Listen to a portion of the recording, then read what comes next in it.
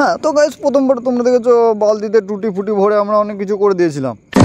হ্যাঁ তো চলো তোমাদেরকে দ্বিতীয়বারটা অন্য কিছু দেখায়।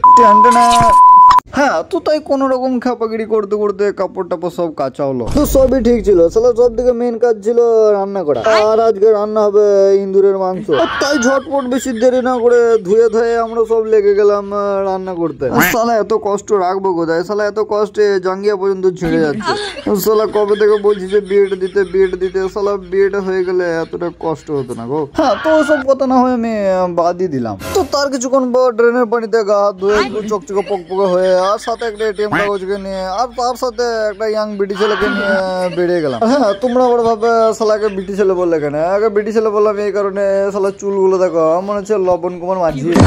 না সরি তো একটু মজা করলাম আর কি। তো যাই হোক তারপরে একটু হাঁটু করতে করতে চলে এলাম আমরা গেটে। আর সব থেকে খুশির বিষয় হচ্ছে আমরা যেরকম ছিঁড়া শালা সেরকম একটা ছিঁড়া গাড়ি নিয়ে আমরা বেরিয়ে গেলাম। তো তারপরে আমরা টানা 2-3 দিন জার্নি করার পর আমরা পৌঁছে গেলাম একটা এটিএম এ। হ্যাঁ গাইস ব্যাপারটা হচ্ছে যে আমার শ্বশুরের 2.5 লাখ টাকা ঢুকে যায়, তাই ওটা আর কি বার করতে এসেছি। তো হ্যাঁ চলো বেশি বকাবকি না করে পয়সাটা হালকা করে বার করি।